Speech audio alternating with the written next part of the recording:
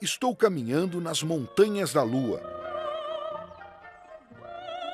Estou no rastro do artista renascentista Piero della Francesca. Por isso eu vim até a cidade do norte da Itália que Piero tornou sua. Lá está, Urbino. Eu vim aqui para ver alguns dos melhores trabalhos de Piero, obras-primas da arte, mas também da matemática. Os artistas e arquitetos do início da Renascença trouxeram de volta o uso da perspectiva, uma técnica que ficou perdida durante 1000 anos e que, com o uso apropriado, se revelou bem mais difícil do que eles imaginavam. Piero foi o primeiro grande pintor a entender totalmente a perspectiva, e isso porque ele era matemático, além de artista. Eu vim aqui para ver sua obra-prima, A Flagelação de Cristo, mas havia um problema. Eu acabei de ver a flagelação e é um quadro maravilhoso, mas infelizmente, por várias razões italianas, não podemos entrar e filmar. Mas este é um programa sobre matemática, não sobre arte. Então usarei um pouco de matemática para dar vida a esse quadro. Nós não podemos ir até o quadro, mas podemos fazer o quadro vir até nós. O problema da perspectiva consiste em como representar o mundo tridimensional numa tela bidimensional. Para dar uma ideia de profundidade, uma noção de terceira dimensão, Piero usou a matemática. De que tamanho ele deve pintar Cristo se este grupo de homens estiver a uma determinada distância daquele em primeiro plano? Se fizer isso errado, a ilusão da perspectiva é destruída. Está longe de ser óbvio como um mundo tridimensional deve ser representado fielmente numa superfície de 2 dimensões. Veja como as linhas paralelas no universo tridimensional já não são mais paralelas na tela bidimensional, mas se encontram em um ponto de fuga. E esse é o aspecto que os ladrilhos da pintura realmente têm. O que surge aqui é uma nova linguagem matemática que nos permite associar uma coisa com outra. O poder da perspectiva liberou uma nova forma de ver o mundo. A perspectiva iria causar uma nova revolução matemática. A obra de Piero foi o início de uma nova forma de entender a geometria, mas levaria mais de 200 anos antes que outros matemáticos continuassem de onde ele parou.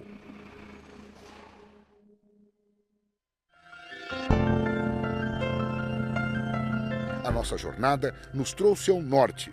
No século XVII, a Europa assumiria o lugar do Oriente Médio como pioneiro de ideias matemáticas. Grandes passos haviam sido dados na geometria de objetos fixos no espaço e no tempo. Na França, Alemanha, Holanda e Inglaterra, a corrida agora era para entender a matemática dos objetos em movimento. E a busca por essa nova matemática começou aqui, neste vilarejo, no centro da França. Só os franceses mesmo para batizar um vilarejo com o nome de um matemático. Imagine na Inglaterra uma cidade chamada Newton, Boole ou Cayley, mas na França eles realmente dão valor a seus matemáticos. Este é o vilarejo de Descartes. Ele foi rebatizado em homenagem ao famoso filósofo e matemático há 200 anos. Descartes nasceu aqui em 1596. Uma criança frágil que perdeu a mãe quando era muito jovem. Por isso ele podia ficar na cama todas as manhãs até às 11 horas, um hábito que ele tentou manter por toda a vida. Para fazer matemática, às vezes você precisa remover todas as distrações e flutuar para um mundo de formas e padrões. Descartes achava que a cama era o melhor lugar para atingir esse estado meditativo, e acho que sei o que ele queria dizer. A casa onde Descartes fazia suas meditações na cama é agora um museu dedicado a todas as coisas cartesianas. As peças expostas, organizadas pela responsável pelo museu, Sylvia Garnier, mostram como suas ideias filosóficas, científicas e matemáticas se complementavam. Elas também mostram aspectos menos familiares da vida e da carreira de Descartes. So he decided to be a soldier. Ele decidiu se tornar um soldado no exército protestante e também no exército católico. Isso não era problema para ele. Ele não tinha patriotismo. Sylvia está sendo gentil, porque Descartes, na verdade, era um mercenário. Ele lutou pelos protestantes alemães, pelos católicos franceses e qualquer um que lhe pagasse. Em uma certa madrugada de outono, em 1628, ele estava com o exército da Bavária acampado às margens frias de um rio. A inspiração às vezes aparece em lugares bem estranhos. Segundo a história, Descartes não conseguia dormir, talvez porque ele estava acostumado a acordar muito tarde, ou por ter bebido demais na noite anterior em comemoração ao dia de São Martinho. Problemas estavam circulando na cabeça dele. Ele estava pensando em seu assunto favorito, filosofia. Ele a estava achando muito frustrante. Como você pode, de fato, ter certeza de algo? Então ele dormiu e teve um sonho. E nesse sonho ele entendeu que o segredo era edificar a filosofia sobre os fatos inquestionáveis da matemática. Ele percebeu que os números poderiam remover as teias da incerteza. Ele quis publicar todas as suas ideias radicais. Mas ele estava preocupado como elas seriam recebidas na França católica. Então, fez as malas e foi embora. Descartes achou um lar aqui na Holanda. Ele tinha sido um dos líderes da nova revolução científica que rejeitava a ideia dominante de que o Sol girava em torno da Terra, uma opinião que deixou cientistas como Galileu com sérios problemas com o Vaticano. Descartes achou que aqui, entre os protestantes holandeses, ele estaria a salvo, principalmente na antiga cidade universitária de Leiden, onde eles valorizavam a matemática e a ciência. Eu vim para Leiden também. Infelizmente, cheguei atrasado. Desculpe, um pneu furou, por isso eu me atrasei. Henk Bos é um dos acadêmicos cartesianos mais proeminentes da Europa e não se surpreendeu por Descartes ter vindo parar em Leiden. Descartes veio falar com as pessoas que estavam abertas às suas ideias, não somente em matemática, mas também, especialmente, em mecânica.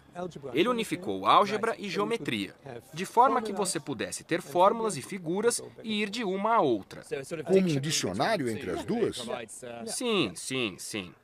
Esse dicionário, que foi finalmente publicado aqui na Holanda em 1637, incluía muitas ideias filosóficas polêmicas. Mas os pensamentos mais radicais estavam no apêndice, uma proposta de ligar a álgebra à geometria. Em duas dimensões, cada ponto pode ser descrito por dois números, um que dá a posição horizontal e o segundo a posição vertical. Conforme o ponto se move em torno de um círculo, essas coordenadas mudam. Mas podemos escrever uma equação que relaciona os valores variáveis desses números em qualquer ponto da figura. De repente, a geometria virou álgebra. Usando essa transformação da geometria em números, você poderia dizer, por exemplo, se a curva nesta ponte era parte de um círculo ou não. Você não precisa usar os olhos. Em vez disso, as equações da curva revelariam seus segredos. Mas as coisas não paravam por aí. Descartes desvendou a possibilidade de explorar geometrias de dimensões superiores, mundos que os nossos olhos jamais irão ver, mas que são centrais para a tecnologia e a física modernas. Não resta dúvida que Descartes foi um dos gigantes da matemática. Infelizmente, ele não era um cara muito legal. Ele não era uma pessoa fácil. Ele era muito preocupado com a sua imagem. Ele tinha uma convicção de que estava certo, mesmo quando estava errado. E sua primeira reação era que o outro era burro e não tinha entendido. Descartes pode não ter sido a pessoa mais educada, mas não há dúvida de que a ideia de ligar a álgebra à geometria transformaria a matemática para sempre. Mas para que a sua revolução matemática desse certo, ele precisava de outro ingrediente vital. Para encontrar, eu tive que me despedir de Henk e Leiden e ir à igreja.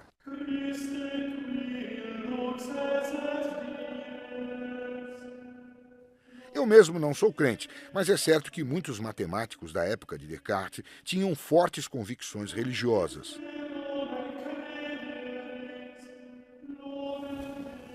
Talvez seja apenas uma coincidência, mas talvez seja porque matemática e religião sejam ambas construídas sobre um conjunto inquestionável de axiomas. 1 mais 1 é igual a 2. Deus existe. Eu acho que sei em que conjunto de axiomas eu coloco a minha fé. No século XVII havia um monge parisiense que frequentara a mesma escola que Descartes. Ele amava a matemática tanto quanto a Deus. Ele via a matemática e a ciência como provas da existência de Deus. Marin Mersenne foi um matemático de primeira grandeza. Uma de suas descobertas sobre números primos ainda leva seu nome, mas ele também é celebrado por sua correspondência. Do mosteiro em Paris, Mersenne agia como uma rede de internet do século XVII, recebendo ideias e depois as distribuindo. Hoje não é muito diferente. Nós sentamos como os monges matemáticos, pensando sobre nossas ideias, aí nós as enviamos aos nossos colegas e esperamos por alguma resposta. Na Europa do século XVII, havia um espírito de comunicação matemática que não se via desde os gregos. Mersenne incentivava as pessoas a ler o novo trabalho de Descartes sobre geometria. Ele também fez algo igualmente importante. Publicou algumas descobertas sobre as propriedades dos números feitas por um amador desconhecido que acabaria rivalizando com Descartes como o maior matemático de seu tempo, Pierre de Fermat.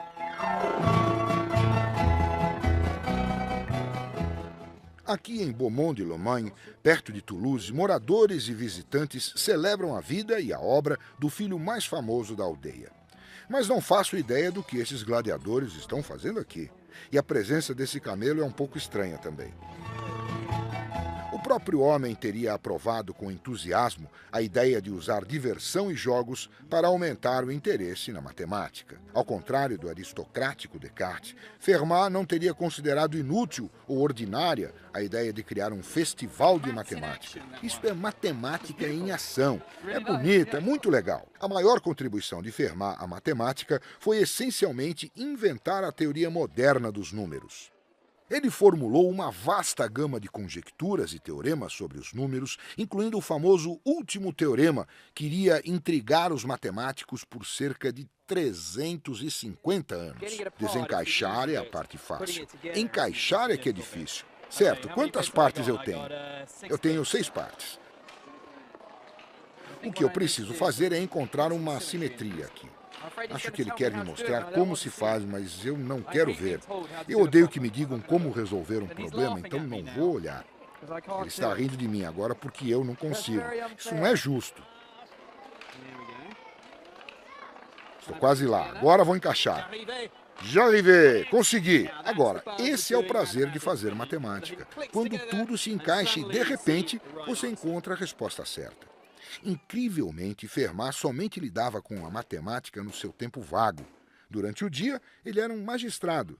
Duelar com problemas matemáticos era o seu hobby e a sua paixão. O que é maravilhoso sobre a matemática é que você pode fazê-la em qualquer lugar. Você não precisa de um laboratório, nem sequer de uma biblioteca. Fermat costumava fazer sua matemática sentado na mesa da cozinha ou rezando na igreja local, ou aqui em cima, neste telhado.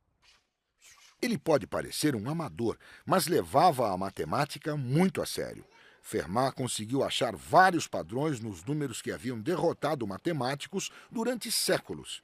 Um de meus teoremas favoritos de Fermat versa sobre números primos. Se você tem um número primo que, quando é dividido por 4, sobra 1, Fermat mostrou que você sempre pode reescrever esse número como a soma de 2 números elevados ao quadrado. Por exemplo, eu tenho aqui 13 dentes de alho, um número primo, que quando é dividido por 4, sobra 1. Fermat provou que você pode reescrever esse número como a soma de 2 números juntos elevados ao quadrado. Por isso, o 13 pode ser reescrito como 3 ao quadrado mais 2 ao quadrado, ou seja, 4 mais 9. O notável é que Fermat provou que isso funciona para qualquer número primo, desde que sobre 1 quando dividido por 4.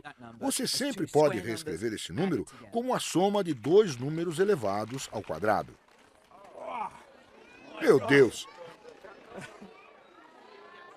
O que eu gosto nesse tipo de dia é do espírito divertido da matemática e, certamente, Fermat gostava de brincar com números. Ele adorava procurar por padrões nos números e também pelo lado enigmático da matemática. Ele queria provar que esses padrões continuariam para sempre. Mas, além de ser a base para a diversão e jogos, por muitos anos, a matemática de Fermat teria algumas aplicações muito sérias. Um de seus teoremas, o pequeno teorema de Fermat, é a base para os códigos que protegem nossos cartões de crédito na internet. A tecnologia da qual dependemos hoje vem dos rabiscos de um matemático do século XVII. Mas a utilidade da matemática de Fermat não é nada comparada à do nosso próximo grande matemático. E ele não vem da França, mas do grande rival. No século XVII, a Grã-Bretanha começou a emergir como uma potência mundial. Sua expansão e ambições exigiam novos métodos de medição e computação, e isso deu um grande impulso à matemática. As cidades universitárias de Oxford e Cambridge produziram matemáticos devido à grande demanda, e o maior deles foi Isaac Newton. Eu estou em Grantham, onde Isaac Newton cresceu, e eles são muito orgulhosos dele por aqui. Eles têm uma estátua maravilhosa dele, até um shopping center, o Isaac Newton, com o logotipo de uma maçã lá em cima. Existe a escola que ele frequentou, que tem uma bela placa azul, e temos aqui um museu na Câmara Municipal. Apesar de outros residentes famosos daqui, como Margaret Thatcher, receberem tanta atenção quanto Isaac Newton, na verdade, as canecas de Thatcher já estão esgotadas e ainda tem um monte de canecas de Newton. Por isso, pensei em apoiar a matemática e comprei uma caneca de Newton. E a matemática de Newton precisa mesmo de apoio. Newton é obviamente muito famoso por aqui. Você sabe por que ele é famoso? Não sei. Pela descoberta da gravidade. Gravidade.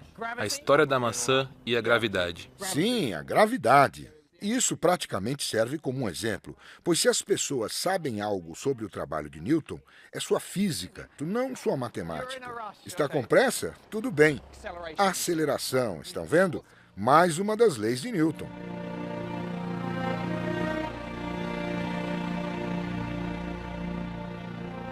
13 quilômetros ao sul de Grantham, na vila de Woolsthorpe, onde Newton nasceu, encontrei alguém que compartilha da minha paixão pela matemática dele. Esta é a casa. Ela é bonita. Jack Stadall é uma fã de Newton e está mais do que feliz por mostrar a casa onde Newton cresceu. Aqui é o que podemos chamar de sala de jantar. Bem, não sei se eles chamavam assim, mas é o lugar onde eles faziam as refeições e costumava haver uma enorme lareira ali. Bonita lareira. Eu queria que ela estivesse acesa agora. O pai de Newton era um fazendeiro analfabeto e morreu um pouco antes de Newton nascer. De outra forma, o destino do jovem Isaac teria sido muito diferente. E aqui está o quarto dele.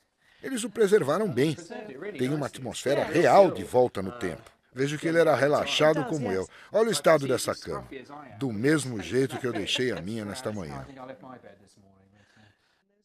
Newton odiava o padrasto, mas foi esse homem que assegurou que ele se tornaria um matemático em vez de fazendeiro de ovelhas. Eu não acho que ele foi notável quando criança. Então ainda existe esperança para todas as crianças. Sim, eu acho que ele tinha um histórico escolar bem mediano. Ele tinha poucos amigos próximos. Eu não acho que ele seria alguém que eu quisesse conhecer, mas eu adoro a matemática dele, é fantástica. Newton voltou a Lincolnshire, vindo de Cambridge, durante a Grande Peste de 1665, com apenas 22 anos de idade. Em 2 milagrosos anos aqui, ele desenvolveu uma nova teoria da luz, descobriu a gravidade e fez o rascunho de uma abordagem revolucionária à matemática, o cálculo. Vou acelerar este carro a partir de 0 até 100 o mais rápido que eu puder. Bem, o velocímetro mostra que minha velocidade muda o tempo todo, mas essa é só uma velocidade média. Como posso saber qual é a minha velocidade exata em cada momento? Veja como. Conforme o carro passa pela estrada, podemos desenhar um gráfico acima dela, onde a altura sobre cada ponto na estrada marca quanto tempo o carro levou para chegar àquele ponto. Eu posso calcular a velocidade média entre dois pontos, A e B, da minha trajetória, anotando a distância percorrida e dividindo pelo tempo gasto entre os dois pontos. Mas e a velocidade exata no ponto A? Se eu mover o ponto B cada vez para mais perto do primeiro ponto, fico com janelas de tempo cada vez menores e a velocidade fica cada vez mais perto do valor verdadeiro. Mas no fim, parece que terei que calcular 0 dividido por 0.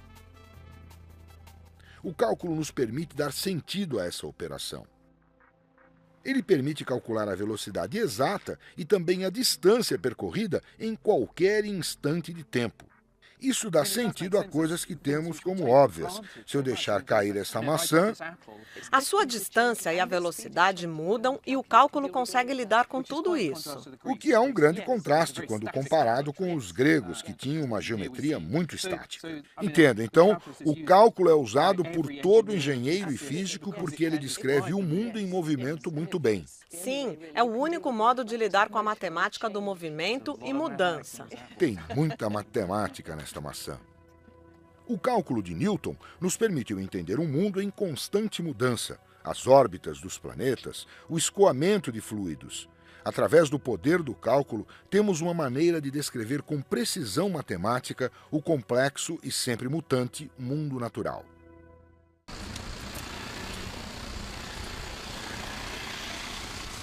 Mas levaria 200 anos para entender todo o seu potencial. O próprio Newton decidiu não publicar, mas simplesmente circular suas ideias entre os amigos. Mas a sua reputação logo se espalhou. Ele se tornou professor, foi membro do parlamento e diretor da Casa da Moeda de Londres. Nas suas idas regulares à Casa da Moeda para a Royal Society, Newton preferia pensar em teologia e alquimia ao invés de matemática. O desenvolvimento do cálculo acabou ficando de lado por causa de seus outros interesses, até que ele ouviu falar de um rival.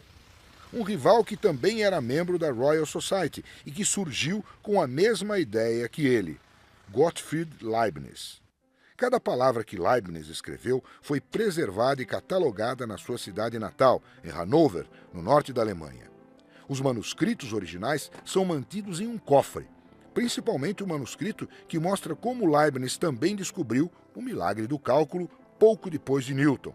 Que idade ele tinha quando escreveu isso? Ele tinha 29 anos. E em 2 meses, ele desenvolveu o cálculo diferencial e o integral. É mesmo? Em 2 meses? Foi mesmo rápido. Sim, sim, sim. Este pequeno pedaço de papel aqui, o que é? É uma carta? Este é um pequeno manuscrito, com as anotações de Leibniz. Às vezes, ele escrevia de manhã. Em sua cama ele tinha muitas ideias, levava a manhã inteira e, às vezes, até mais tempo para colocar todas essas ideias no papel. Certo, isso é muito bonito. Acho que ele gostava de ficar na cama de manhã. Um verdadeiro matemático. Passava um tempo na cama só pensando. Vejo que você tem um quadro ali. É, tem uma pintura. Então ele era assim? Sim. Embora ele não tenha se tornado a celebridade do século XVII, na qual Newton se tornou, ele não tinha uma vida ruim. Leibniz trabalhava para a família real de Hannover e viajava pela Europa representando seus interesses. Isso lhe dava bastante tempo para se dedicar aos seus passatempos intelectuais prediletos, que eram vastos, mesmo para a época. Ele criou um plano para reunificar a Igreja Católica Romana e a Igreja Protestante, uma proposta para a França conquistar o Egito, e fez contribuições à filosofia e à lógica. Ele escreveu todas essas cartas. É realmente extraordinário. Ele deveria ter um clone. Eu não acredito que tenha existido apenas um Leibniz. Mas Leibniz não era só um homem de palavras. Ele foi uma das primeiras pessoas a inventar máquinas de calcular que funcionavam com base no sistema binário, verdadeiras precursoras do computador. 300 anos depois, o Departamento de Engenharia da Universidade de Leibniz, aqui em Hannover, montou essas calculadoras seguindo o projeto de Leibniz. Agora vamos representar o número 127. No sistema binário, isso significa que teremos os primeiros 7 dígitos com uns. Agora, adiciona o número 1. Agora temos 127 mais 1, que dá 128, que é 2 elevado a 8. Certo, vamos ter muita ação. Você pode mostrar aqui? Este é o momento da verdade, ou seja, vamos adicionar 1. Isso é 128, que é 2 elevado a 8. Então 127 em binário é 1, que são todas essas bolinhas aqui. Para adicionar 1, a bola é transportada, então aqui fica 0, 0, 0, 0, 0, 0, 0. E aqui temos uma potência de 2. Este mecanismo se livra das bolinhas que você não precisa. É como um fliperama matemático. Eu adoro essa máquina. Depois de um dia de trabalho duro, Leibniz vinha aqui com frequência. os famosos jardins de Herrenhausen, hoje no meio de Hannover, mas naquela época na periferia da cidade. Há algo entre matemáticos e caminhadas. Você fica trabalhando o dia inteiro em sua escrivaninha em algum problema e sua mente está toda confusa e você sai para fazer uma caminhada. Você deixa seu subconsciente assumir o controle às vezes. Você tem ideias apenas olhando para as árvores. Eu tive algumas das minhas melhores ideias andando no parque perto da minha casa. Assim, espero ter alguma inspiração aqui onde Leibniz passeava. Eu não consegui limpar minha mente dos desafios matemáticos, porque depois que Leibniz viveu aqui, alguém construiu um labirinto. Há uma fórmula matemática para sair de labirintos. Se você colocar a mão esquerda na parede do labirinto e seguir em frente, você vai acabar encontrando a saída. Pelo menos na teoria. Vamos ver se funciona.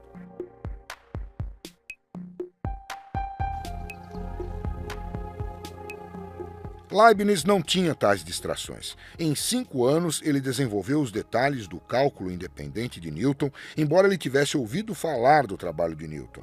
Mas, ao contrário de Newton, Leibniz ficava feliz em divulgar seu trabalho. E assim, matemáticos de toda a Europa conheceram o cálculo primeiro com ele, e não com Newton. E foi aí que todo o problema começou. Em toda a história da matemática, houve muitas disputas e discussões de propriedade.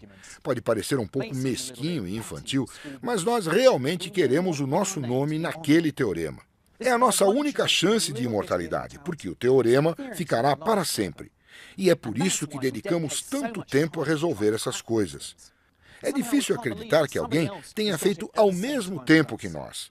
Esses são os nossos teoremas, nossos bebês, nossos filhos, e não queremos dividir os créditos. De volta a Londres, Newton com certeza não queria dividir crédito com Leibniz, que ele considerava apenas um iniciante de Hannover. Depois de anos de disputas e acusações, foi solicitado à Royal Society de Londres que julgasse a questão entre os rivais. A Royal Society deu a Newton o crédito pela primeira descoberta do cálculo e a Leibniz o crédito pela primeira publicação. Mas no julgamento final, ela acusou Leibniz de plágio. Contudo, isso pode ter algo a ver com o fato de o relatório ter sido escrito pelo presidente da Royal Society, um tal de Sir Isaac Newton. Leibniz ficou incrivelmente magoado. Ele admirava Newton e nunca se recuperou. Morreu em 1716. Newton viveu mais 11 anos e foi enterrado com pompa na abadia de Westminster. O velório de Leibniz, por outro lado, foi aqui nesta pequena igreja em Hannover. A ironia é que foi a matemática de Leibniz que acabou triunfando, e não a de Newton. Eu sou um grande fã de Leibniz. Frequentemente, as revoluções na matemática acabam produzindo a linguagem certa para captar uma nova visão. E era nisso que Leibniz era tão bom. A notação de Leibniz, a maneira dele escrever o cálculo, captou a verdadeira essência dele. Ela é a mesma que usamos hoje. A notação de Newton era, para muitos matemáticos, desajeitada e difícil de usar.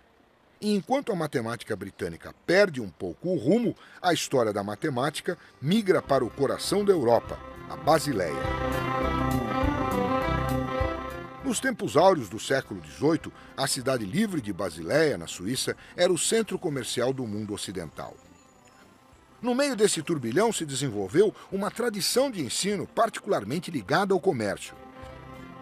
E uma família resumia tudo isso. É curioso, artistas geralmente têm filhos que são artistas. Músicos geralmente têm filhos que são músicos, mas filhos de matemáticos não tendem a ser matemáticos. Não sei muito bem o motivo. Pelo menos esse é o meu ponto de vista, embora outros discordem. O que ninguém contesta é que houve uma grande dinastia de matemáticos, os Bernoulli. Nos séculos XVIII e XIX, eles produziram meia dúzia de matemáticos notáveis. Teríamos orgulho de ter qualquer um deles na Grã-Bretanha. E todos vieram da Basileia. Podemos ter grandes mentes como Leibniz ou Newton que fazem estes avanços fundamentais. Nós também precisamos dos discípulos, que pegam a mensagem, decifram, entendem o resultado e divulgam. A família era originalmente de mercadores e esta é uma das casas. Hoje, ela é parte da Universidade da Basileia e foi completamente reformada, exceto por um quarto, que foi mantido basicamente como a família o usava. O Dr. Fritz Nagel, responsável pelo arquivo dos Bernoulli, prometeu nos mostrar. Andar errado? Tudo bem. Veja só, essas maçãs são de graça? Podemos pegar uma maçã? Não, matemático errado. Por fim, nós chegamos lá. Então era aqui que os Bernoulli faziam sua matemática à noite? Eu estava apenas sendo gentil. Não tenho certeza se isso valeu a pena.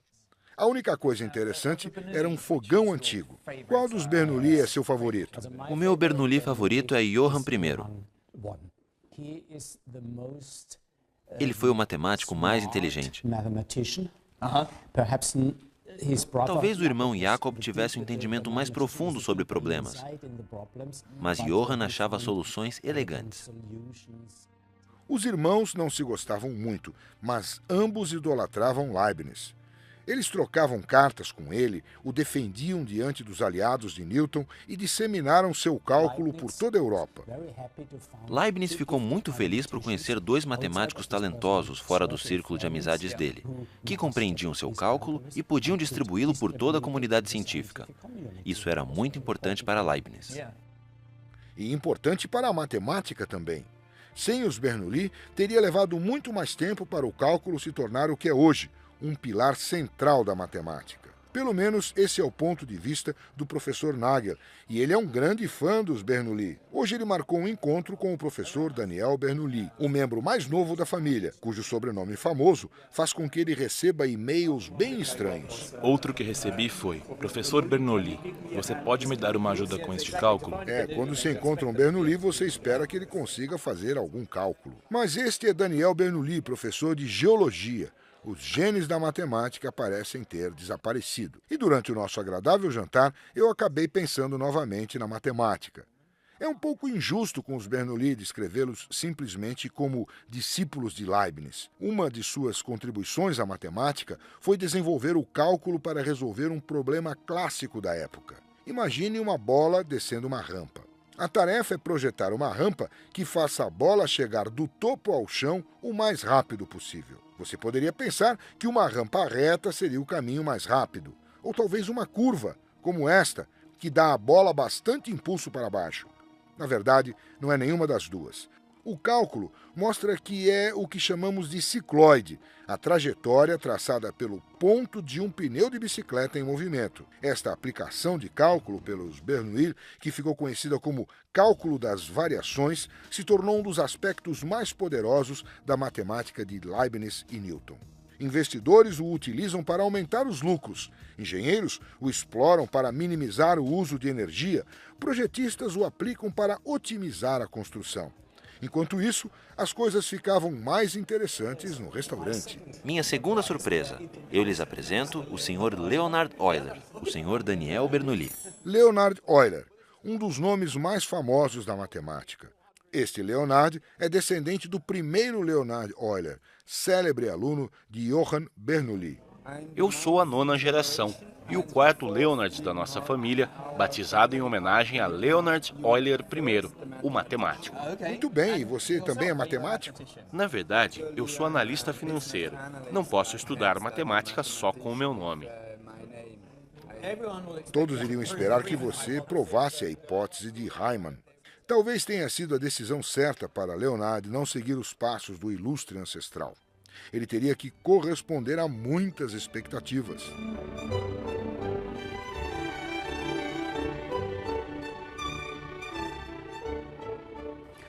Eu estou em um barco no Rio Reno e estou me sentindo um pouco cansado esta manhã.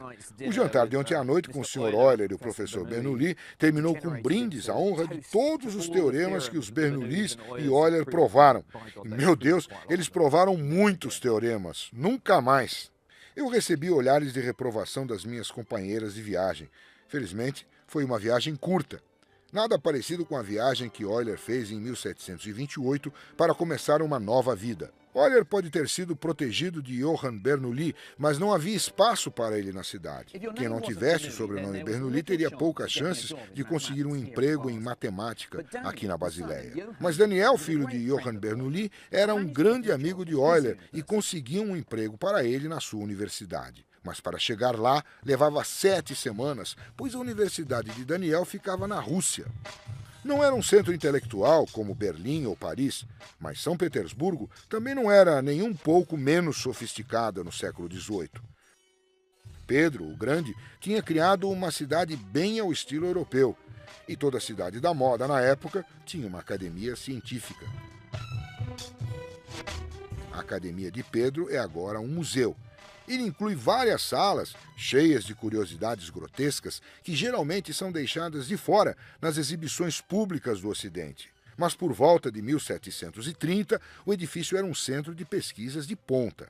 Foi onde Euler encontrou um lar intelectual.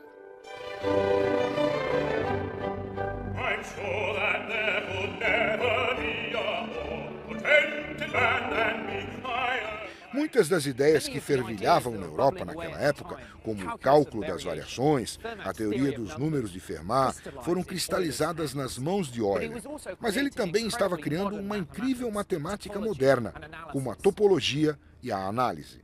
Grande parte da noção que usamos hoje como matemáticos foi criada por Euler, números como o E e o I. Euler também popularizou o uso do símbolo para π. Ele mesmo combinou esses números em uma das mais belas fórmulas da matemática. E elevado a I vezes π é igual a -1, um notável feito da alquimia matemática. De fato, a vida dele é cheia de magia matemática. Ele aplicou as habilidades em uma imensa gama de tópicos, desde números primos à ótica e à astronomia. Ele criou um novo sistema de pesos e medidas, escreveu um livro-texto sobre mecânica e ainda encontrou tempo para desenvolver uma nova teoria musical. Eu o considero o Mozart da matemática, e esse ponto de vista é compartilhado pelo matemático Nikolai Vavilov. Ele me levou até a casa que Catarina a Grande deu para Euler. Euler viveu aqui dos 66 anos até os 83 anos, ou seja, desde o ano em que chegou a São Petersburgo até o ano em que ele morreu. E ele foi membro da Academia Russa de Ciências e um grande matemático. Isso é exatamente o que está escrito na placa. E o que é aqui agora? Agora é uma escola. Uma escola? Vamos ver como é lá dentro. Não sei se Nikolai aprovou, mas quem não arrisca... Talvez devêssemos falar com a diretora e ver se podemos. A diretora não se importou. Até fiquei com a impressão de que ela estava acostumada com pessoas aparecendo e perguntando sobre Euler. Ela até tinha alguns alunos brilhantes por perto. A diretora diz que estas duas jovens estão prontas para dizer algumas palavras sobre o cientista e sobre este prédio. Elas certamente sabiam bem sobre o assunto, pois tinham feito um projeto sobre Euler, sua vida longa, o casamento feliz e os 13 filhos. E também das tragédias. Somente 5 desses filhos chegaram à idade adulta. A primeira mulher, que ele adorava, morreu jovem e ele começou a perder a visão. O professor Nikolai diz que nos últimos anos de vida ele continuou trabalhando na pesquisa de matemática. Eu li uma frase incrível dele que dizia que com a cegueira ele não tinha mais distrações e finalmente poderia se concentrar na matemática. Uma atitude muito positiva. Foi uma visita totalmente inesperada e encantadora, embora eu não tenha resistido e voltado para corrigir uma das equações no quadro. Para demonstrar um dos meus teoremas favoritos de Euler, eu precisava de uma bebida. Ele diz respeito ao cálculo de somas infinitas, uma descoberta que, quando foi anunciada em 1735, colocou Euler no topo das paradas de sucessos da matemática. Pegue um copo cheio de vodka e coloque neste copo aqui. A seguir, pegue um copo que esteja cheio apenas 1/4 ou a metade ao quadrado e coloque no primeiro copo. Depois pegue um copo que esteja cheio 1/9 ou 1/3 ao quadrado e também adicione ao primeiro. Se eu continuar fazendo isso infinitamente, em que cada um deles seja uma fração elevada ao quadrado, quanto terei neste copo aqui? Ele era conhecido como o problema da Basileia depois que os Bernoulli falharam ao tentar resolver. Daniel Bernoulli sabia que não iria ficar com uma quantidade infinita de vodka. Ele estimou que o total seria 1 copo e 3/5 de outro copo. Mas então Euler apareceu. Daniel chegou perto, mas matemática é precisão. Euler calculou que o total da vodka no copo seria exatamente π² dividido por 6. Foi uma surpresa completa. Quem imaginaria o que frações ao quadrado teriam a ver com esse número especial, o π? Mas a análise de Euler mostrou que eram dois lados da mesma equação. 1 mais 1/4, mais 1/9, mais 1/6 e assim por diante até o infinito é igual a π² dividido por 6. É um monte de vodka, mas lá vai.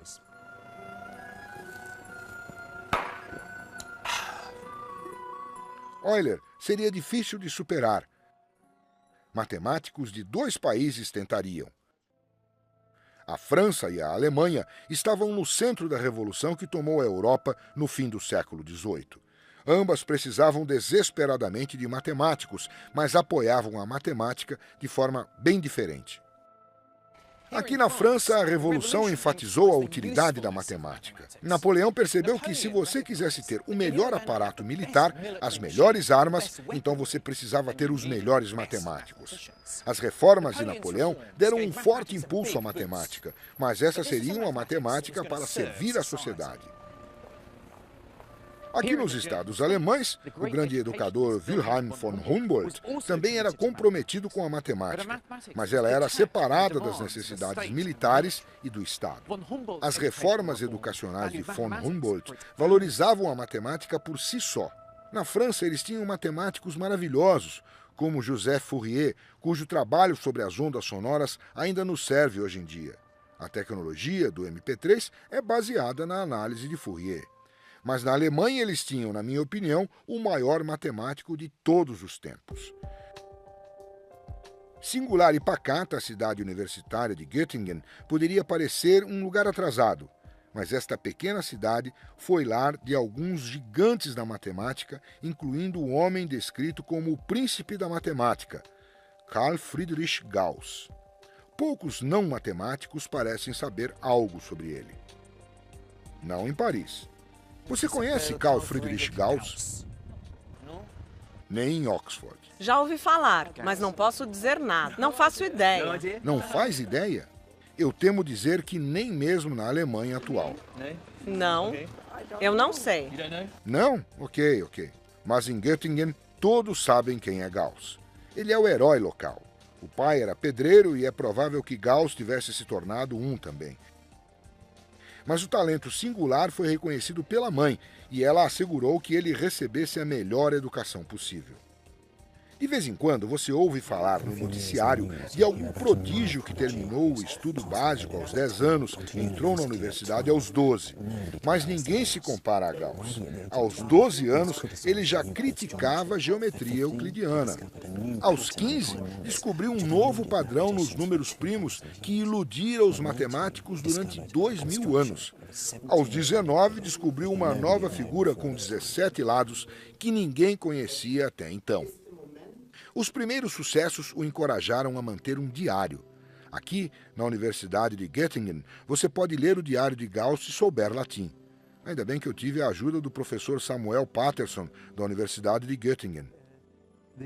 A primeira anotação é de 1796. Eu posso levantar?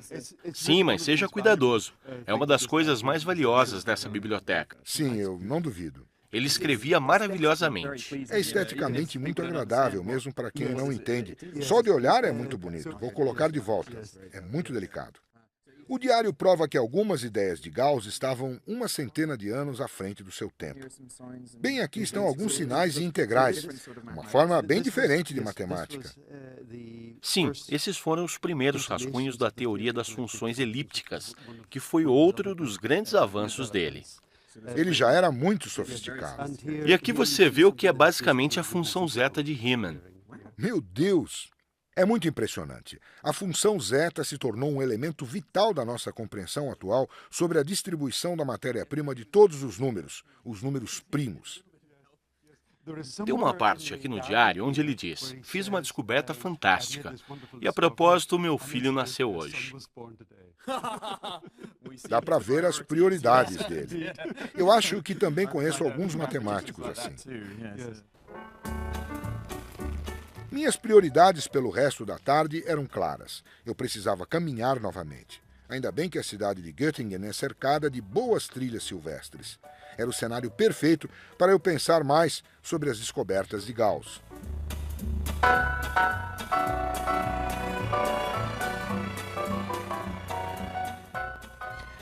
A matemática de Gauss tratou de muitos assuntos do mundo matemático, mas vou escolher um deles, um divertido, os números imaginários. Nos séculos XVI e XVII, os matemáticos europeus imaginaram a raiz quadrada de -1 e, para isso, deram o símbolo I. Eles não gostavam muito, mas ele resolvia equações que não poderiam ser resolvidas de outra forma. Os números imaginários permitiram entender as ondas de rádio, construir pontes e aviões. Eles são até mesmo a chave para a física quântica, a ciência do mundo subatômico.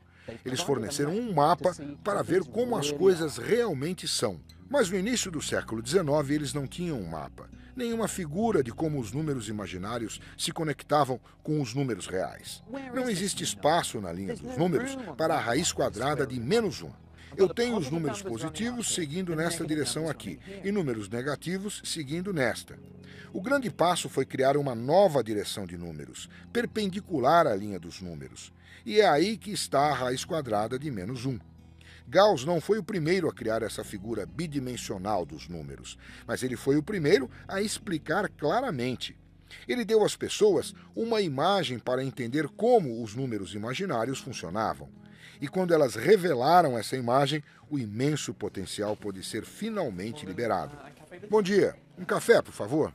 A matemática deu a Gauss reconhecimento e estabilidade financeira. Ele poderia ter ido a qualquer lugar, mas estava contente por se fixar e passar o resto da vida na sossegada Göttingen. Infelizmente, conforme a fama aumentava, o caráter se deteriorava. De um homem naturalmente conservador e tímido, ele se tornou cada vez mais desconfiado e mal-humorado. Muitos jovens matemáticos europeus consideravam Gauss um deus. Eles costumavam enviar para ele suas teorias e conjecturas, ou mesmo provas. Na maioria das vezes, ele nem respondia, e mesmo quando o fazia, geralmente era para dizer ou que eles tinham entendido errado ou que ele já havia provado. A rejeição de Gauss, ou a falta de interesse no trabalho de meros mortais, às vezes desencorajava jovens matemáticos muito talentosos de seguir suas ideias. Às vezes, Gauss negligenciava as próprias ideias, incluindo uma muito importante que poderia ter transformado a matemática de seu tempo. A 15 quilômetros de Göttingen fica o que hoje conhecemos como a Torre de Gauss. Que vista impressionante! Gauss trabalhou em muitos projetos para o governo de Hanover, incluindo o primeiro levantamento topográfico de todas as terras de Hanover. Mas por que ele escolheu fazer isso? Como matemático, seria a última coisa que eu desejaria fazer. Ele queria fazer. O principal objetivo dele era descobrir o formato da Terra. Mas ele também estava especulando sobre algo ainda mais revolucionário, o formato do espaço. Então ele pensava que talvez não existisse nada plano no universo. Sim, exatamente. E se vivêssemos em um espaço curvo, não haveria nada plano. E isso levou Gauss a questionar um dos dogmas centrais da matemática, a geometria euclidiana. Ele percebeu que essa geometria, longe de ser universal, dependia da ideia de espaços planos. Ela simplesmente não se aplicava a um universo que era curvo. Porém, no início do século XIX, a geometria euclidiana era vista como algo divino e Gauss não queria problemas. Então, ele nunca publicou nada, mas outro matemático não teve esse medo. Em matemática, é uma norma ser parte de uma comunidade onde você pode conversar e trocar ideias com outros. Mas dentro de tal comunidade matemática, às vezes pode ser difícil aparecer com uma ideia que desafia completamente o status quo. E a descoberta surge de outro lugar. A matemática pode ser feita em lugares bem estranhos. Eu estou na Transilvânia, o que é bem apropriado, já que estou procurando um lobo solitário. János Bolyai passou a maior parte de sua vida a centenas de quilômetros dos centros de excelência da matemática. Este foi o único retrato dele que pude encontrar. Infelizmente, não é ele. É um retrato que o Partido Comunista da Romênia começou a divulgar quando as pessoas se interessaram pelas teorias de Bolyai, nos anos 60. Mas como eles não conseguiram achar um retrato de János, então substituíram pelo de outra pessoa. János nasceu em 1802, filho de Farkas Bolyai, um professor de matemática. Ele logo percebeu que o filho era um prodígio em matemática. Ele então escreveu para o velho amigo Carl Friedrich Gauss, pedindo que ele fosse o tutor do filho. Infelizmente, Gauss recusou. Em vez de se tornar um matemático profissional, János entrou no exército. Mas a matemática permaneceu como o primeiro amor. Talvez seja algo no ar daqui, porque Bolyai continuou com a matemática em seu tempo livre. Ele começou a explorar o que chamava de geometrias imaginárias, onde a soma dos ângulos internos de um triângulo é inferior a 180 graus. O impressionante é que tais geometrias fazem muito sentido na matemática.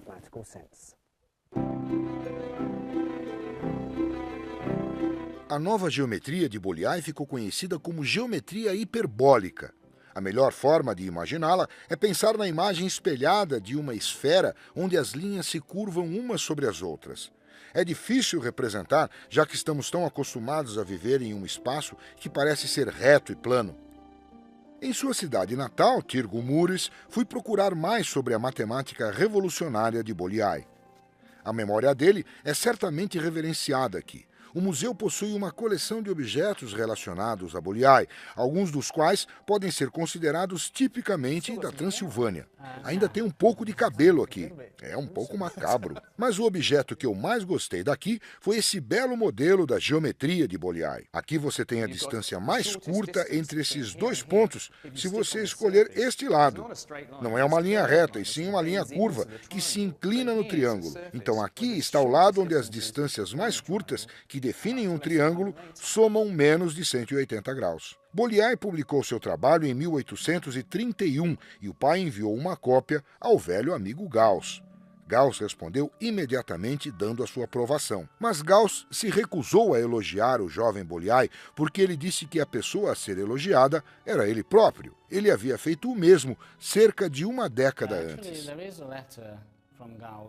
Há uma carta de Gauss para um outro amigo onde diz: "Eu considero esse jovem geômetra como um gênio de primeira linha." Mas Gauss nunca pensou em dizer isso a Bolyai e o jovem János ficou completamente desmotivado. Outro golpe logo viria. Outra pessoa já havia desenvolvido exatamente a mesma ideia, mas a havia publicado 2 anos antes dele, o matemático russo Nicolas Lobachevsky. Tudo desmoronou para Bolyai depois disso. Sem reconhecimento ou carreira, ele não publicou mais nada. Por fim, ele ficou meio louco. Em 1860, János Bolyai morreu na obscuridade. Gauss, ao contrário, foi tratado como uma celebridade após a morte.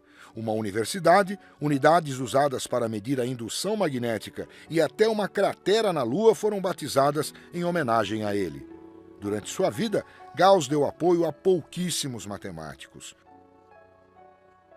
Uma exceção foi mais um dos gigantes matemáticos de Göttingen, Bernhard Riemann.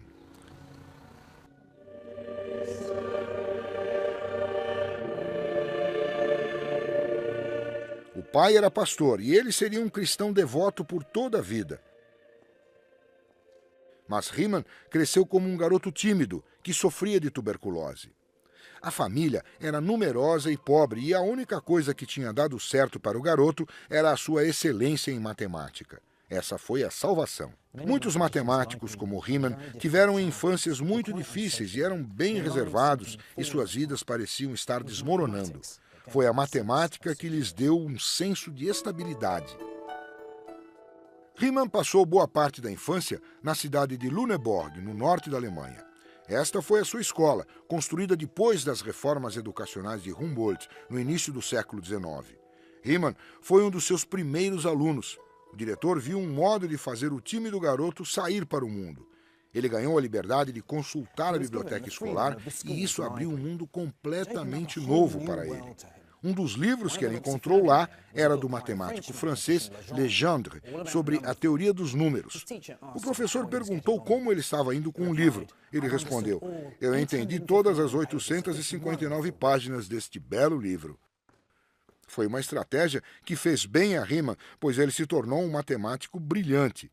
E uma das mais famosas contribuições dele à matemática foi uma palestra em 1852 sobre os fundamentos da geometria.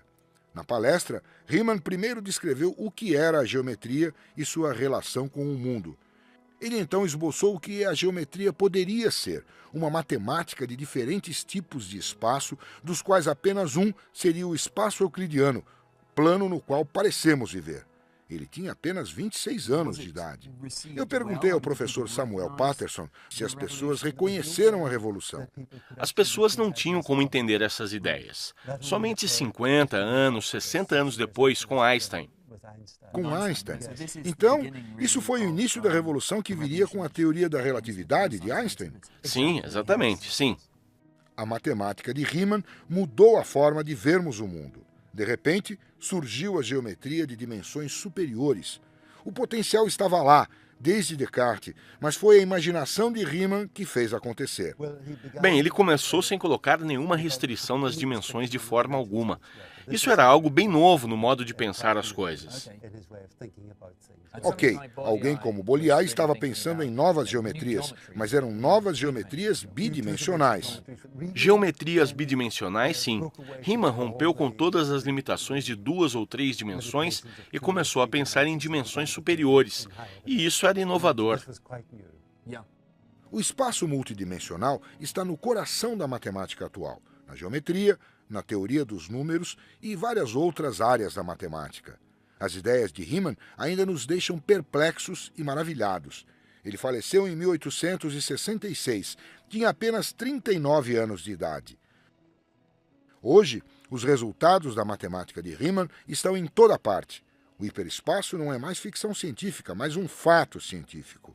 Em Paris, eles até tentaram visualizar como seriam as formas nas dimensões superiores.